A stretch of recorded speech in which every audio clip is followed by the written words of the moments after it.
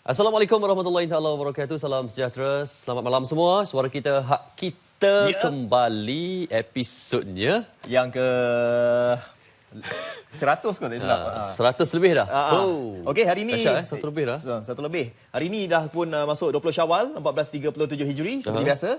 Hari Isnin 9 malam kembali lagi suara kita Syaril dan juga Fazli. Syaril, semalam saya nampak awak di Hutan Melintang Perak untuk apa hari Rumah terbuka Malaysia Aidilfitri. Awak tak main semalam? Jauh. Iyalah, 2 jam je daripada Kuala Lumpur ke sana, 2 jam. Tapi seronok lah. Orang Seronok, Perak ni dahsyat. Dekat 20-30 ribu orang. Sepatutnya makanan yang disediakan untuk lebih 20 ribu orang tu habis sepatutnya dalam pukul 11-12 mereka jangka. Tapi dalam pukul 10 tu pun dah licin dah. Memang ramai sangat. Kira kalau buat dekat Perak, kayaknya dia ada makanan tradisi orang Perak macam itulah. Rendang tok. Rendang tu. Tapi saya tak sempat nak makan Sebab yelah orang kalau kita ni macam saya sendiri kalau saya buat kerja, saya punya selera nak makan tak ada tau. Tak tahulah awak. Ada tapi tak sempat. Tak sempat. Okey, baik. Itu dia telah pun selesai dengan jayanya Majlis Rumah Terbuka Malaysia Aidilfitri. Selamat Hari Raya semua. Jadi jom malam ini kita nak bercerita bukan lagi mengenai kuih raya tetapi mengenai masalah parkir kereta. Tadi datang Angkasa Puri, okey parking. Dekat Angkasa Puri alhamdulillah lah okey kan. Ya, Tapi itulah dia, kita menerima pandangan komen daripada masyarakat khususnya di sekitar Lembah Kelang ataupun di Kuala Lumpur lah ada pihak-pihak tertentu yang mencadangkan agar caj parkir ini dinaikkan. Ada juga pandangan daripada diorang, ada yang setuju, ada yang tak setuju dan rata-rata kena apa caj parkir kereta ni dinaikkan atas sebab untuk mengurangkan kesesakan lalu lintas kan, supaya mereka menggunakan perkhidmatan awam lah. Dan itu satulah. Dan ada juga yang mengatakan kenaikan itu wajar disebabkan sudah pun lama sebenarnya tidak dinaikkan dan tidaklah terlampau membebankan. Itu kata mereka. Tapi ada juga segelintir pihak yang memang menolak sekeras-kerasnya kenaikan parkir ini. Kita akan cuba dapatkan komen ataupun penelitian daripada panel. Kerana hari ini bukan saja nak cerita pasal caj parkir. Betul. Kita nak cerita pasal etika parkir kereta. Itu pun satu hal juga. Satu lagi ni, kalau misal kata kalau kita pergi ke rumah-rumah flat, saya ada satu hari tu saya salah masuk ke rumah flat, nak keluar balik tu dah tak boleh dah, mesti bergesel antara satu sama lain. Tak tahulah macam mana sistem parkir kereta di rumah-rumah flat tu. Betul. Susah. Yang bergesel tu satu hal. Yang jenis parking double. Triple tapi tak tinggal nombor telefon, kita yang mula-mula ni nak keluar, ada satu lagi yang kan? yang cok parking tu, yang cok parkir tu letak kon. Wajar ke tak? Macam kan? Dia buat surat ke apa ke tak tahu kan macam tu. Main susukan tiga je. Anda semua yang ada masalah parkir memang ramai ada masalah. Janganlah marah kami. Kita nak bawakan perbincangan. Jadi ada soalan, ada pandangan, apa yang sepatutnya boleh mungkin sama-sama kita utarakan. Anda boleh tuju ke Facebook kami Suara Kita ataupun senang telefon kami 0322829062. Ya, okey, dan lagi kita nak bercerita lagi pasal caj parkir ni sebenarnya. Kalau ada di antara pihak-pihak tertentu yang mana menaikkan caj parkir tu, kita sebagai pengguna ni lah, kita pun dah terbeban dengan kos sara hidup yang tinggi. Lepas tu harga tol naik, minyak naik dan sebagainya. Jadi bila caj parkir tu dah naik, kita akan buat satu tindakan, kita akan parkir haram pula. Parkir haram tu pun satu hal juga kan. Tapi yang pasal parking ni lagi, Syaril, kalau saya pergi ke mana-mana, bila saya parking kereta kan, tiba-tiba je ada orang, bang, RM5. Saya tak tahu dari mana datangnya. Saya masuk kereta kan, tiba, bang, RM5. Dari mana dia datangnya? Tolong jaga kereta dia kata. Ada juga. Kita panggil apa? Ulat parkir. Ya kot, ulat parkir Tak kan? tahulah dia punya istilah kan.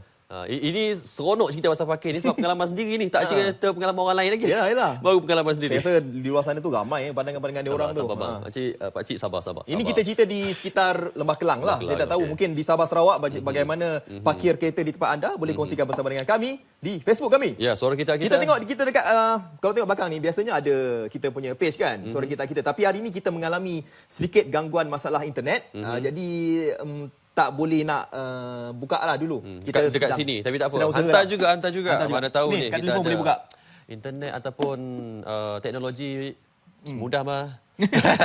Okey, baik. Biar kami selesaikan masalah itu. Apa pun anda semua hantar saja komen dan dua tetamu sudah pun bersedia. Kita akan bersama mereka selepas ini. Jom sebelum itu. Okey, dan sebelum itu apa kata kita terus saja ke bingkisan yang pertama, hashtag pengguna. Nampak tak dekat sini? Suntik sendiri. Ini macam awak lah, awak nak putihkan muka kan? Ini mesti suntik ni. Collagen, vitamin C. Semula jadi. Habis ni yang tembam ni macam mana? Ais mayang. Tapi dia sumpit ni ada orang cakap saya buat. Tak, ni original. Okey, kita saksikan.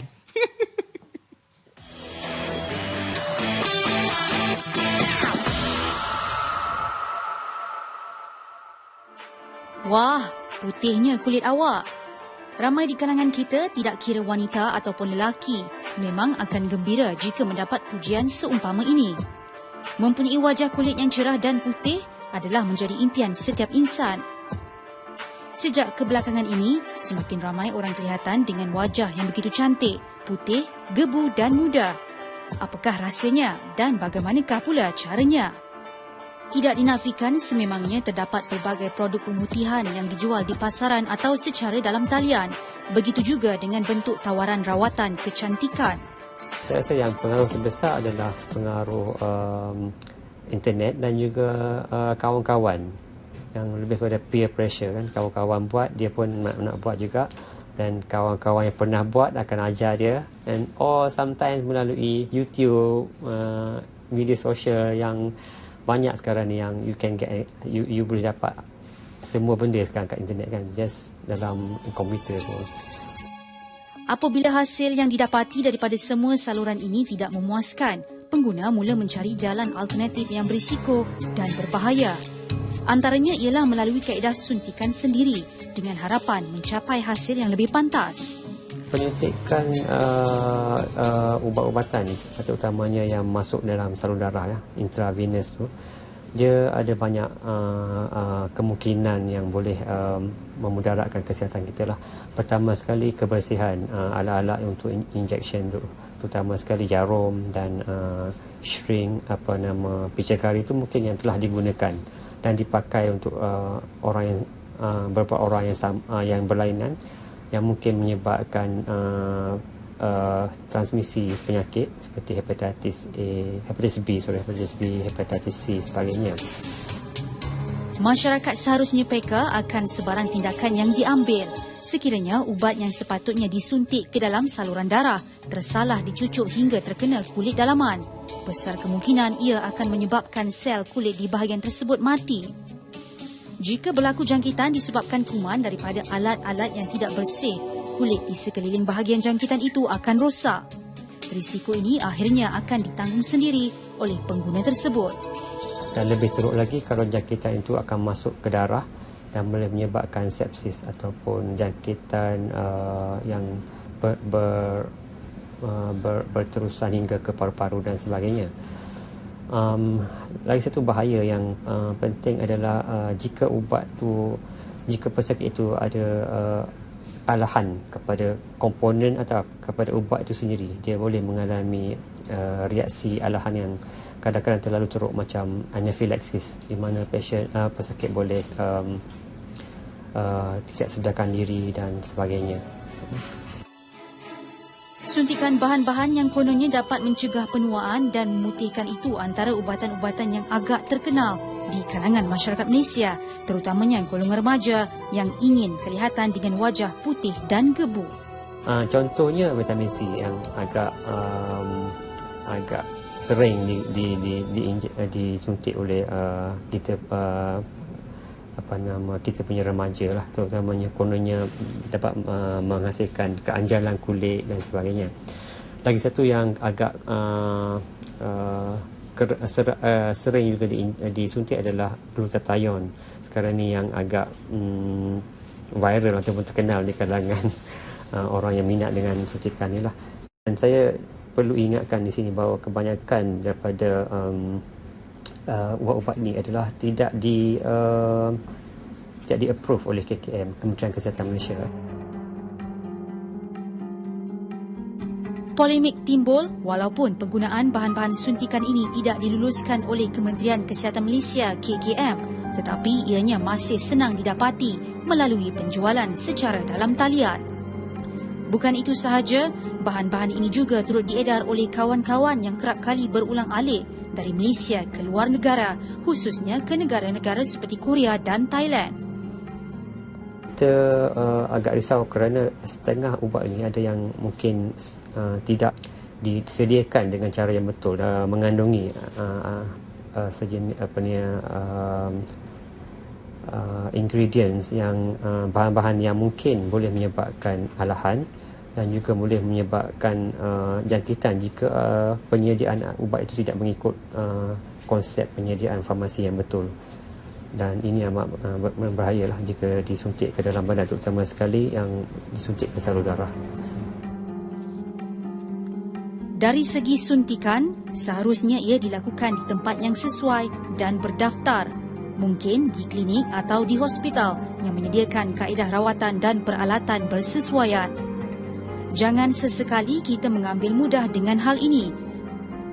Dengan mengambil kira kesan sampingan jika suntikan diambil dalam dos berlebihan, adalah lebih baik orang ramai mendapatkan nasihat doktor terlebih dahulu bagi menentukan kaedah rawatan terbaik mengikut keperluan individu. Kita nak target, contohnya kalau suntikan fillers, kita ada bermacam jenis fillers lah. Yang setengah filler tu memang untuk level yang tak dalam sangat, ada yang dalam sikit, ada yang lagi dalam. Dan dari segi macam botox semua tu, of course tentu you kena tahulah anatomi dia, muscle mana, otot-otot mana yang kamu nak targetkan kan, nak bagi dia paralyze tu. So it's not, bukan inject macam tu sajalah, ada dia punya cara-cara dia, tempat nak inject, macam mana nak inject, dan dalam mana nak inject, semua tu kita kena memerlukan pengetahuan perubatan jugalah. Suntikan apa jua jenis bahan ke dalam badan manusia hanya dibenarkan dilakukan oleh pengamal perubatan yang bertauliah. Jangan memperjudikan nasib kepada golongan yang tidak profesional dalam mengendalikan hal kecantikan dan kesihatan anda. Sesal dahulu pendapatan, sesal kemudian tiada gunanya.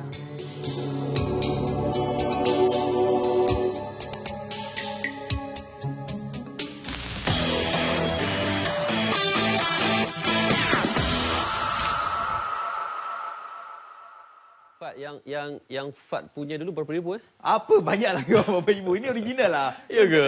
Ya ke, Fat? Ya, tak ambil menipu lah bulan Syawal ni. Okay, kita sembahyang insya-Allah. Okey, alright, itu dia cerita berkenaan dengan apa tajuk tadi, suntik sendiri, tapi bagi perempuan lah, perempuan di luar sana tu yang mana nak cantikkan kulit. Tapi saya ada perasan dekat laman sosial Facebook, Syaril, ini bukan negara kita lah, negara jiran, ada gambarnya masa muda, Sebelum, selepas. masa zaman remaja, memang lain, Syaril, dengan kulit dia gelap kan. Tapi selepas dia buat suntikan, pembedahan, huyo, gambar macam supermodel lah. Tapi itulah dia tak asli. Sebab tu kesannya bila dia dapat anak, tak percaya betul keadaan dia. Anak akan ikut wajah asal kan, tu baka dia lah kan.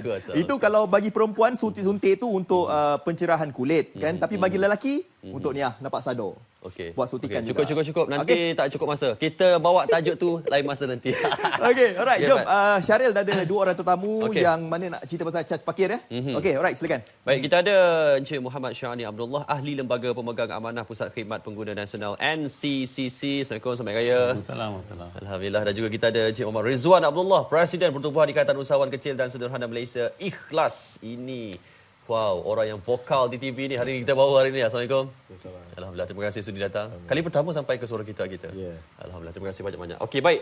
Jom kita cakap pasal parkir. Seperti yang saya kongsikan awal-awal tadi, bukan pasal charge saja, pasal etika, pasal ulat parkir yang saya kongsikan tadi. Banyak sebenarnya isu-isu parkir yang mungkin kita boleh berikan tumpuan. Cumanya awalnya kita sentuh dulu mengenai charge ni, sebab bila sebut mengenai harga ni, dia akan jadi satu persepsi dan juga satu pertikaian baru. Apa antara yang boleh direspon oleh NCCC mengenai senario harga parkir semasa ni? Memang kalau sesiapa pun nak bayar satu bayaran tu akan terasalah. Sebolehnya semua nak percuma. Betul, tak ada apa, semua akan seronoklah. Tetapi kita harus faham konsep parkir ini di bandaran. Tempat letak kereta disediakan sebenarnya untuk pengguna kunjungi premis-premis komersial. Ataupun kalau pejabat kerajaan pun tempat letak kereta untuk pengguna yang datang ke premis berkenaan. So maka mereka datang bukan untuk sepanjang hari. Dia hanya datang untuk untuk keperluan dia, lepas tu dia akan balik. So petak itu akan sedia untuk orang lain. Tetapi kalau kita anggapkan kita ingin nak letak kereta untuk sepanjang hari, memang pengguna itu tak ada tempat untuk datang ke bandar lah. Tempat parking menyediakan satu ruang untuk mereka mendapatkan perkhidmatan lain. Tanpa tempat parking tu, mereka tidak dapat membeli keperluan mereka. So, kalau kita faham tu, kita harus jauhkan daripada kemahuan kita lah. Kita nak parking, itu yang menjadi masalah ni. Semua orang nak parking dulu daripada orang lain dan dia mau parking sepanjang hari. Sepanjang hari ini maksudnya pekerja lah. Ya, pekerja ataupun majikan dan sebagainya. Itu yang menimbulkan masalah kepada pengurusan di bandar. So di BKR ataupun perbandaran, mereka bertanggungjawab untuk menyediakan kemudahan kepada orang awam. Orang awam bermakna orang yang datang untuk keperluan di bandar. So maka ini yang perlu ada keseimbangan lah. Dan keperluan pekerja itu adalah satu perkara yang lain. Mungkin juga perlu dipertimbangkan dan sebagai pekerja dan rakyat juga kita harus mainkan peranan macam mana nak selesaikan masalah ini. So kalau kita inginkan Datuk Bandar ataupun pihak perbandaran nak selesaikan masalah ini, memang mereka akan ambil mudahlah naikkan charge.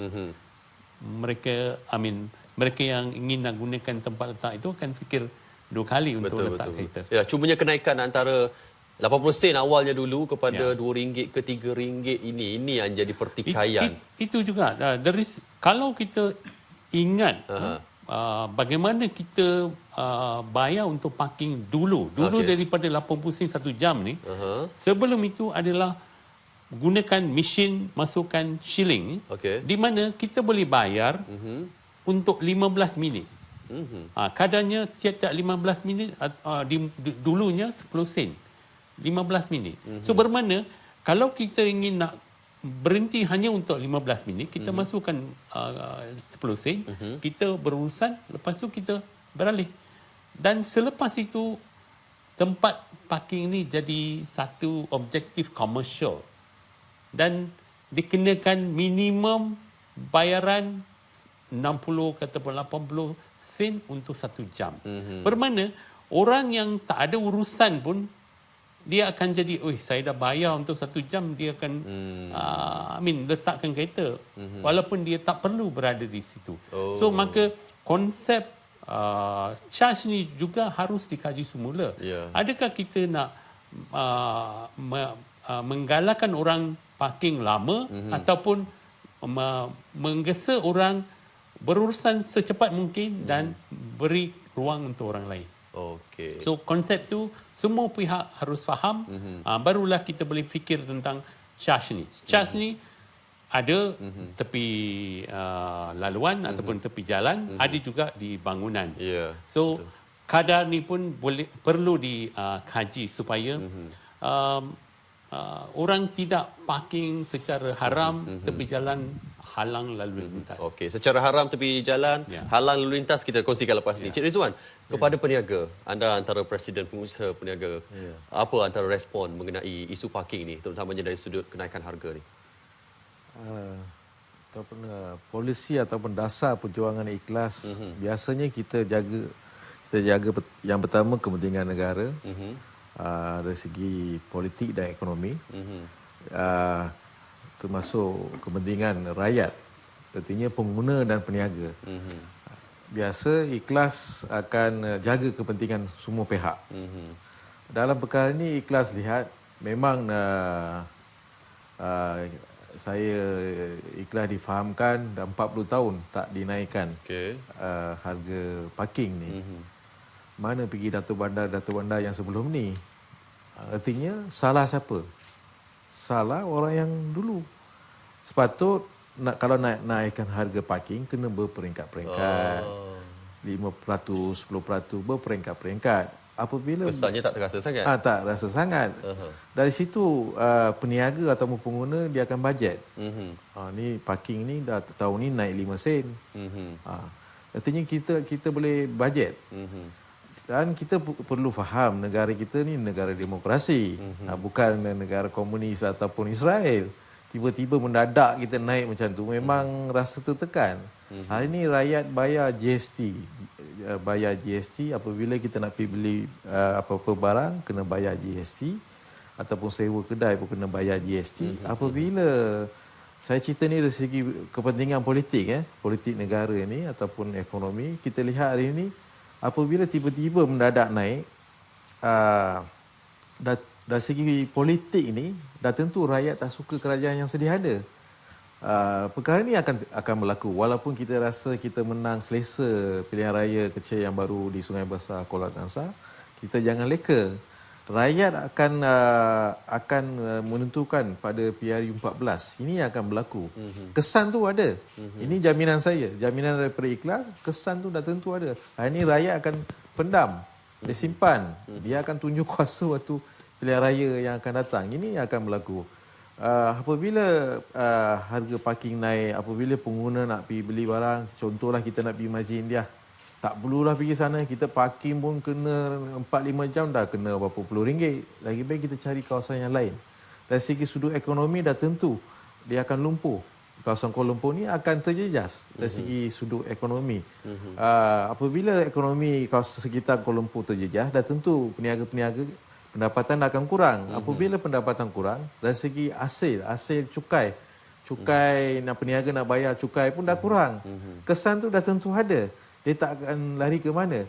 Hari ni kita lihat DBK mempunyai bajet yang besar. Setiap tahun berbilion ringgit bajet. Bagi saya rasa DBK pun tak perlu masuk. Mereka pun bukan nak sengaja nak kenakan harga yang tinggi. Sebenarnya mereka cari satu kaedah bagaimana kita nak cari jalan supaya rakyat guna kenderaan awam. Ini yang mereka hari ini mereka cari jalan bagaimana nak selesai kaedah. Tapi kita jangan ambil risiko, kita nak test market, kita try tengok, kita saja naikkan tengok. Akan makan diri balik. Nama dah tentu nama pemimpin negara akan terjejas, termasuk Menteri Wilayah Persekutuan akan terjejas. Ini akan berlaku. Baik, cumanya di peringkat kajian tadi saya tertarik untuk mungkin boleh memberi respon kepada apa Cik Rizwan kongsikan tadi. Mungkin Cik Syahni kongsikan tadi, kajian perlu dilakukan supaya win-win situation. Mungkin di pihak kementerian ataupun di PKL pun mendapat manfaat, juga pengguna pun manfaat. Kajian sebegitu, kolaborasi bagaimana yang perlu kita buat? Parkir ni adalah satu perkara kepentingan awam. Betul. Perbincangan sebelum buat apa-apa keputusan tentang kadar ataupun lain, perlu ada rundingan awam dengan orang ramai. Kalau kita minta orang ramai untuk penyelesaian, contohnya bulan Ramadan, jalan Masjid India, memang orang yang tak suka, rasa tempat yang sibuk ni memang tak akan pergi sana. Kalau walaupun ada bulan itu saya ada satu urusan, saya perlu pergi ke Balai Polis Dang Wangi untuk buat laporan polis.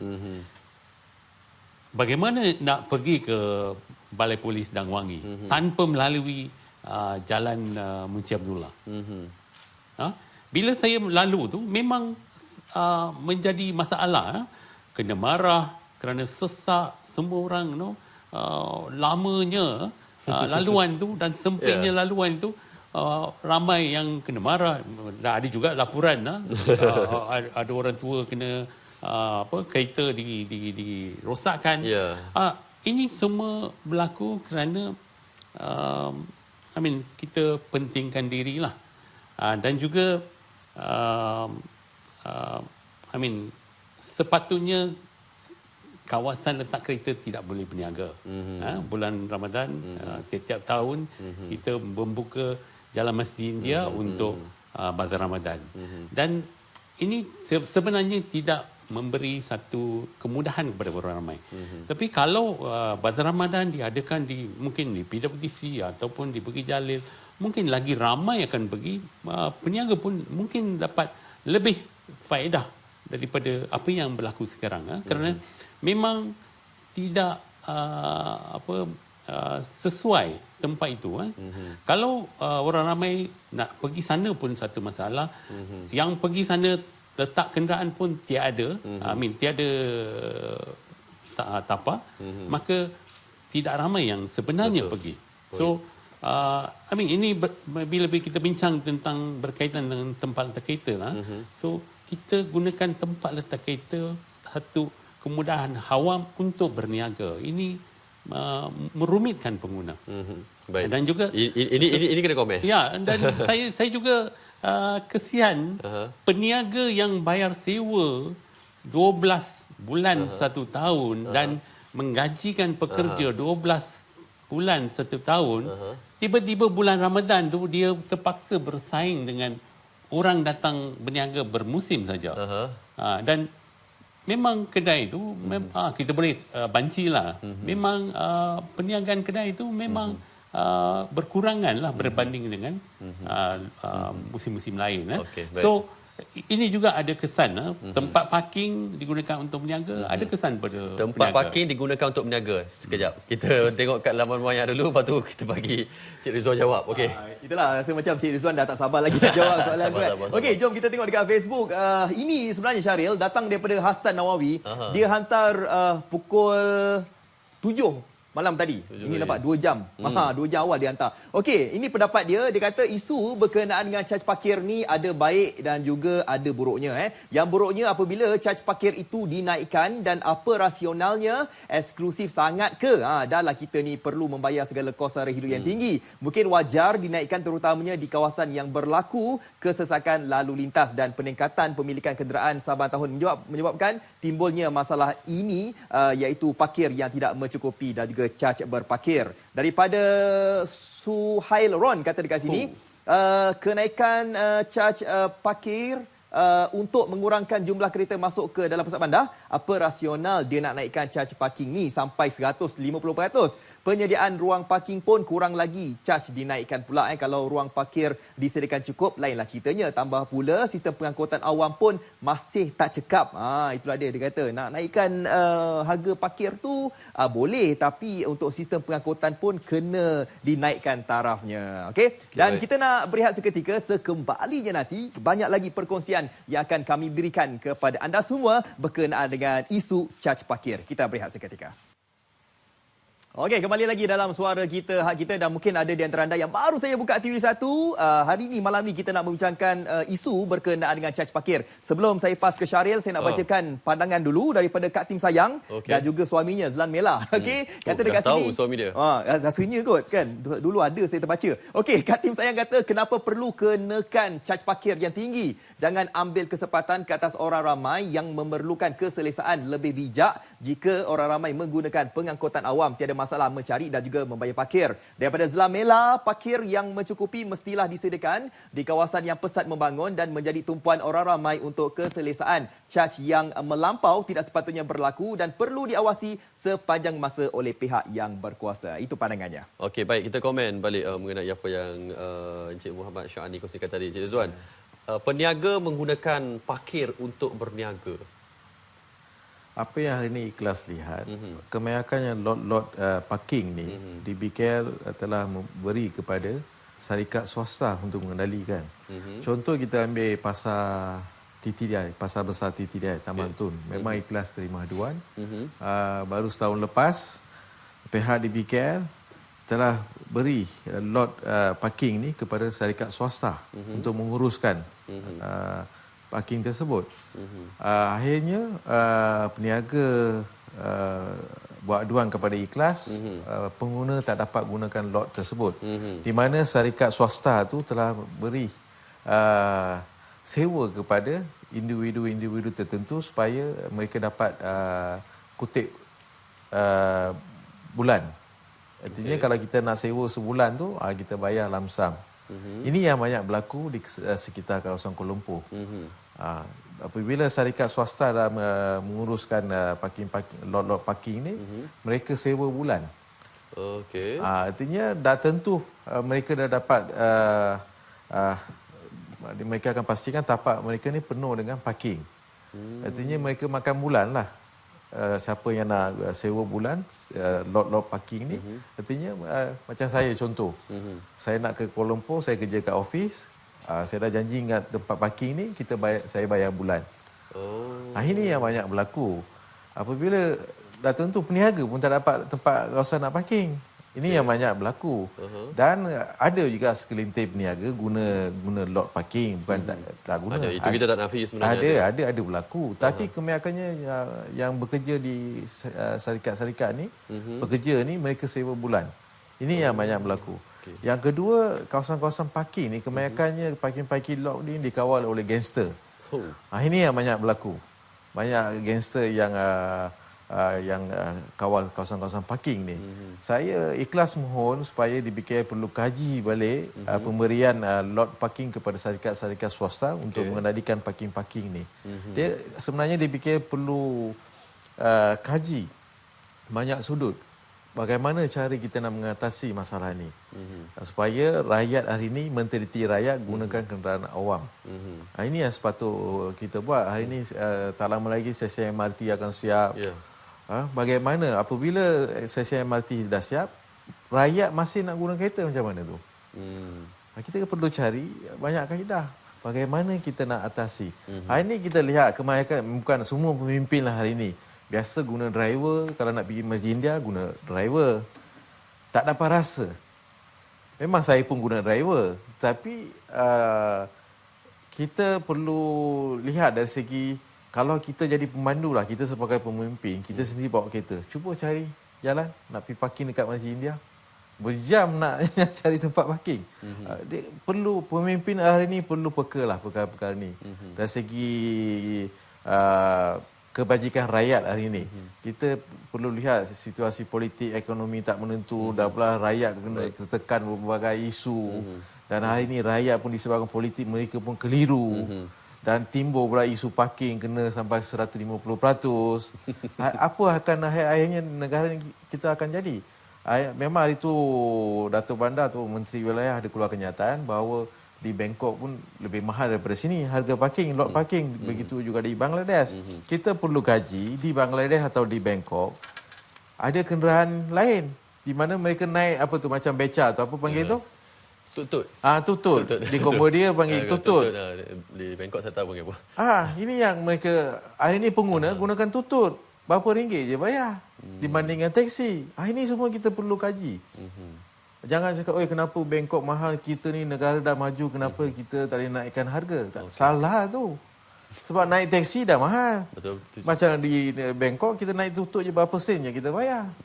Ini yang kita perlu kaji. Kita jangan bandingkan negara lain. Kita jaga negara kita, kita ikut kitanya sistem, kita ikut kitanya pentadbiran. Jangan bezakan dengan negara lain. Okey, baik. Inilah pentingnya platform sebegini supaya setidaknya idea-idea daripada pimpinan-pimpinan NGO ini dapat didengari oleh pihak-pihak berkaitan. Saya nak tahu juga mengenai... Saya nak tambah tentang sewa bulanan ni. Silakan. Kalau harga dinaikkan untuk tidak menggalakkan orang membawa kenderaan ke bandar, bagaimana pula satu amalan bertentangan dengan objektif ini? Kita sewa petak tu untuk bulanan. Kita tengok, walaupun tak ada kereta, dia letak halangan pada petak tu. Sepatutnya petak tu harus ruangkan pada pengguna yang datang untuk berurusan dengan premis perniagaan. Tapi dihalang. Kosong tapi dihalang. Pada pandangan saya, sesiapa pekedai ataupun tauke yang tutup petak tu, patutnya dia tak kunjung kedai dia. Dia pentingkan diri dia daripada pengguna yang datang dan beli di kedai itu. Dan amalan ini memang sudah lama diamalkan di PBT lain. Ini adalah DBKL akhirnya juga termakan dengan desakan orang ada kepentingan. Sepatutnya pihak DBKL harus menjadi contoh pada PBT lain. Tidak membenarkan petak disewakan untuk bulanan. Konsep petak letak kereta adalah untuk pengguna datang ke bandar. Itu kalau kita faham tu, sewa bulanan tu tidak boleh diterima. Okey, baik. Itu mengenai sewa bulanan. Saya nak tahu juga mengenai parkir persendirian. Adakah itu konsepnya sama dengan sewa bulanan juga? Parkir persendirian. Parkir di PBT dicat warna lain ataupun diletak pengadang bermakna itu disewakan bulanan dengan pihak PBT ataupun DBKL. Yang persendirian? Tiada persendirian melainkan di tanah dia sendiri ataupun di ruang premis dia, itu adalah persendirian dalam kawasan premis perniagaan itu. Di luar premis adalah tempat awam. Satu lagi kawasan yang tempat awam tadi. Satu lagi kawasan parkir yang jenis mungkin tanah sendiri tapi di-charge mungkin sesuka hati. Ada setengahnya sekali masuk RM15, sekali masuk RM10. Dari sudut itu macam mana pula pemantauannya ataupun boleh ke sebenarnya begitu? Itu adalah perniagaan di kawasan-kawasan lapang ataupun bangunan di mana ada tempat letak kereta, di charge untuk parkir. Itu adalah perniagaan yang dijalankan oleh pihak swasta. Memang kadar itu tidak dikawal oleh mana-mana pihak, dan itu juga harus ada satu dasar untuk menggalakkan pengguna menggunakan tempat-tempat letak kereta sebegitu. Oleh kerana kadar itu jam pertama RM3 ataupun RM5, ramai dia letak di tepi jalan daripada gunakan tempat letak kereta begitu. Kalaulah cadangan kami adalah kenapa tidak premis-premis seperti itu charge mungkin 15 minit, mungkin kalau RM2 satu jam, 15 minit 50 sen. So ini akan menggalakkan pengguna menggunakan tempat letak kereta swasta daripada mereka letak di tepi jalan yang menghadang lalu lintas. Mungkin urusan mereka adalah singkat. Mungkin mereka sekedar nak beli surat khabar saja ataupun sikit saja. So kalau dia letak kereta untuk jangka pendek, dia hanya perlu bayar sedikit. Tapi kalau dikenakan RM3 ataupun RM5, mereka akan letak di tengah jalan. Ini menjadi isu penguasaan. So kita belum bincang lagi tentang penguasaan. Kena ada garis panduan juga mengenai itu. Okey, baik. Sebelum tu kita ambil pemanggil dulu sebelum terputus. Hello, Assalamualaikum. Halo, Assalamualaikum warahmatullahi wabarakatuh. Ya, siapa di talian? Saya Haji Samsudin dari Teping, Perak. Haji Samsudin dari Perak. Okey, silakan. Dekat Perak macam mana parkingnya? Ini saya nak cerita. Saya cerita ringkas-ringkas sikit. Saya setuju apa yang dikatakan oleh dua panel tu. Okey. Kita kena fikir buat baik pada orang. Bagi senang orang. Ini tidak. Keluar undang-undang, baru nak bincang. Keluar undang-undang, baru kita bincang dulu bagi pandangan. Setuju atau tidak. Ini dah. Besok dah tak setuju. Ini yang kata dia, panel tu memang betul. Lagi satu, parking. Okey. Betul ke ada di belakang? Kita nak keluar tak boleh. Jenuh pula. Mana buat kuasa? Ini satu masalah. Yang kedua, ini berlaku. Kita dari KL datang ke Teping ke Batu Gajah. Nak beli parking coupon. Dia tak jual satu. Dia jual satu buku. Adakah kita nak duduk satu hari, seminggu sini? Kita datang mungkin 2 hari. Sampai satu buku. Sekeping dia tak jual. Adakah undang-undang yang keluar kat mengatakan penyaga jual satu page saja ataupun jual satu buku saja? Itu saya nak tanya. Okey. Kalau tuan datang ke Teping, pergi tengok. Dia tak jual. Dia nak satu buku. Ni apa cerita? Bagi orang nak satu, bagi. Adakah undang? Nak tanya. Yang tak boleh bersatu. Sekian, terima kasih. Okey, baik. Sekian, terima kasih. Terima kasih Haji Samsudin dari Perak. Cik Rizwan, boleh respon sikit? Ya, pasal parking ni. Memang hari ini DBKL sepatutnya perlu bagi ruang kepada pengguna ataupun rakyat memberi pandangan dulu sebelum menaikkan harga parking ni. Ini yang sepatut dilakukan. ini yang kita panggil negara demokrasi. Bukan lepas naik, lepas tu bagi rakyat marah, lepas tu buat apa kita nak cari masalah? Kita sebagai satu agensi kerajaan, kenapa kita nak cari masalah dengan Nak rakyat? dapatkan pandangan tu macam mana? Sebab kalau kita tanya, mungkin perbincangan dengan NGO dah dibuat. Perkara ini perlu bawa ke parlimen. Ah. Perlu dibentangkan di parlimen dan perlu dibincang di parlimen. Ini yang sepatut dilakukan. Buat apa setiap kawasan ni ada ahli parlimen? Kawasan Kuala Lumpur je berapa ahli parlimen ada? Ini yang sepatut perkara ni bawa ke parlimen, bincang dulu, bentangkan dulu. Apabila dibentang di parlimen, dah tentu ada soal jawab. Dari situ kita boleh putuskan. Bukan kita nak test market, main naikkan harga. Lepas tu masalah dah timbul. Ini yang berlaku hari ini. Dan hari ini saya ikhlas yakin kebanyakan kawasan parking lot swasta ni, mereka menguruskan kawasan lot-lot parking ni tanpa kelulusan DBKL. Ini yang saya dikatakan tadi, kawasan-kawasan ni dimonopoli orang gangster ni, sampai DBKL pun tak berani ambil tindakan. Saya cabarlah hari ini DBKL, kalau boleh ambil tindakan kawasan-kawasan lot ni. Okey, Sehingga banyak dikuasai. saya ikhlas pernah terima aduan. Tanpa kelulusan mereka kendalikan kawasan-kawasan lot parking di sekitar Kuala Lumpur ni. Ini yang berlaku.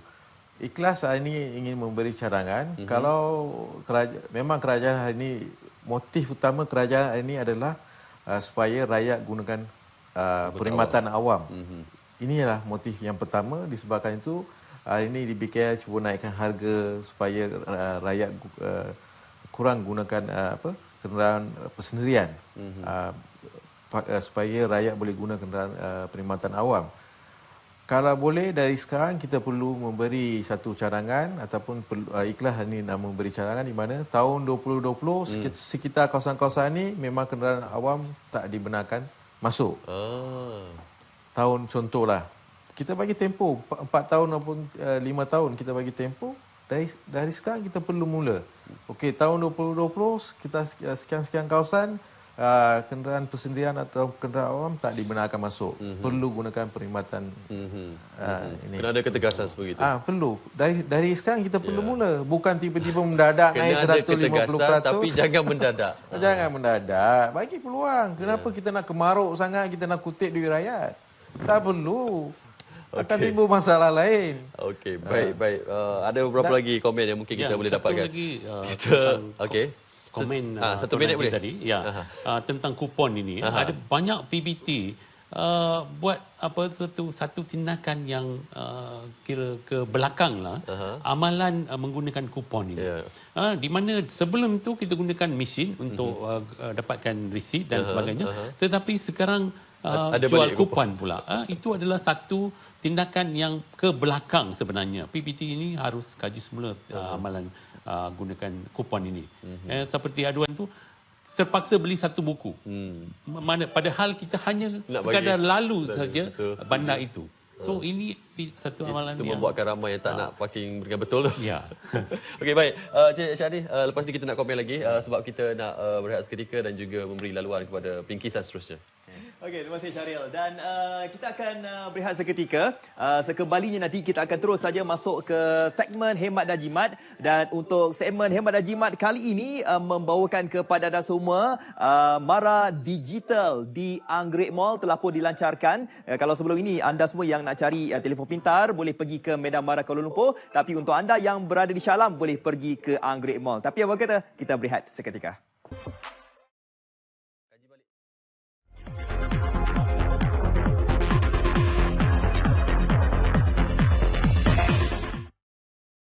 Assalamualaikum dan juga salam sejahtera kepada anda semua penonton setia Suara Kita, Hak Kita. Dan untuk minggu ini, sekarang ini, saya berada di Mara Digital. Bukan Mara Digital di Kuala Lumpur, tapi Mara Digital di Anggrek Mall di Shah Alam. Dan kalau sebelum ini, kita pergi ke Medan Mara di Kuala Lumpur, ada menjual pelbagai alat sistem telekomunikasi. Tapi untuk orang-orang Shah Alam, anda boleh datang dekat sini, iaitu di Anggrek Mall di Shah Alam. Dan untuk orang Shah Alam, biasanya Anggrek Mall ni memang terkenal dengan butik-butik butik pakaian, tapi sekarang ini pihak Mara telah pun membuat Mara Digital di mana anda semua boleh datang dekat sini, boleh beli telefon pintar, boleh beli apa-apa sajalah alat berkaitan dengan telekomunikasi. Dan kejap lagi saya nak lihat upacara perasmian yang akan dibuat oleh Yang Amat Berhormat Datuk Seri Ismail Sabri bin Yaakob, Menteri Kemajuan Luar Bandar dan juga Wilayah. Sama-sama kita saksikan.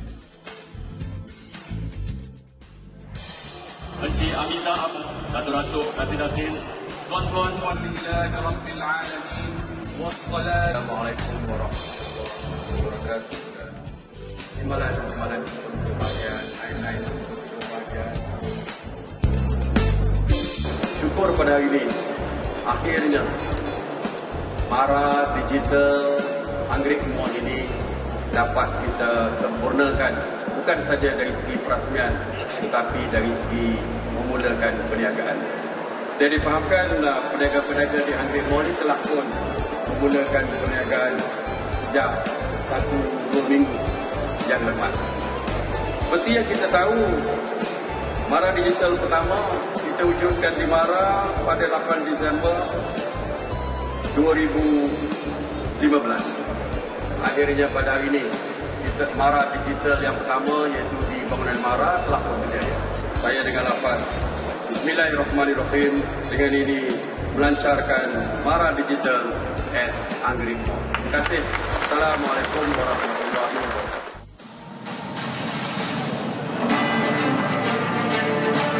Ya, seterusnya dipersilakan Yang Berhormat Datuk Seri untuk menandatangani replika Mara Digital dan menjadikan Yang Berhormat Datuk Seri sebagai ahli yang pertama dengan nombor 00001. Kita bagi tepukan ke murah.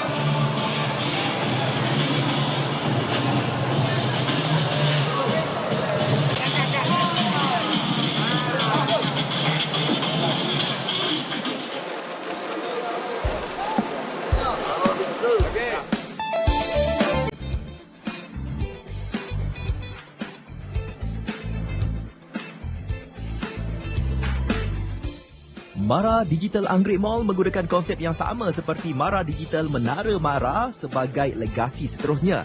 Mara telah pun melantik syarikat Interlink Impact Holding Sdn Bhd selaku anchor tenant yang dipertanggungjawabkan untuk menguruskan operasi dan usahawan yang menyewa di Mara Digital Anggrek Mall.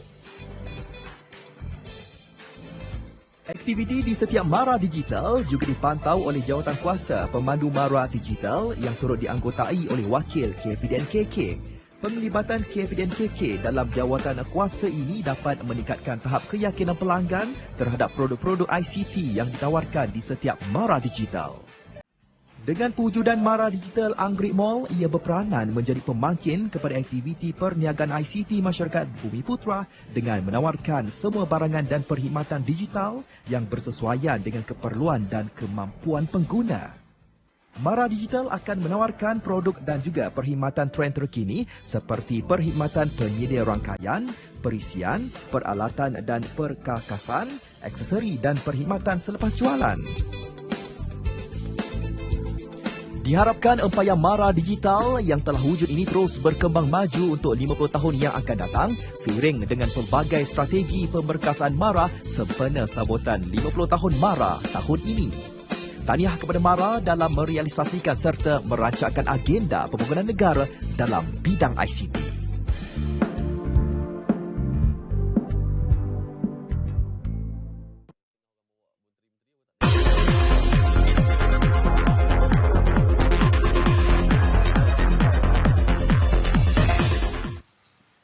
Ya, itu dia hemat jimat digital Mara Digital Anggrek Mall di Shah Alam. Senang lah. Beli apa? Saya beli ni tempered glass. Serendah RM5 sahaja. Dekat sana. RM5? RM5 je. Ini kalau dekat luar ni puluh-puluh ni. Tapi dekat sana RM5 je boleh pergi sana. Anggrek Mall. Oh, parking sana macam mana? Tapi parking masa pelancaran tu teruk sikit lah. Masa pelancaran tapi hari biasa. Sebab dia mesti datang kan. Okey, baik. Jom. Kita ada beberapa minit lagi.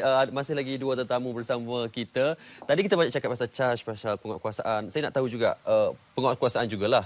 Cumanya mengenai etika parking yang tak bertanggungjawab ini. Ada yang kata kita kenakan denda kepada mereka yang tak bertanggungjawab ini. Ada orang kata denda lagi, duit lagi. Apa alasan yang boleh kita berikan supaya pengguna-pengguna ini boleh mematuhi arahan parking dengan betul ni? Silakan dulu. Mereka-mereka yang ingin nak komen tentang parkir di bandaraya ni harus fikirkanlah mereka tu adalah Datuk Bandar. Macam mana kita nak selesaikan masalah Okey, letakkan diri kita sebagai Datuk Bandar. Diri dia sebagai Datuk Bandar. Okey. Sebenarnya bila satu bandar tu diwujudkan, parking tu percuma je.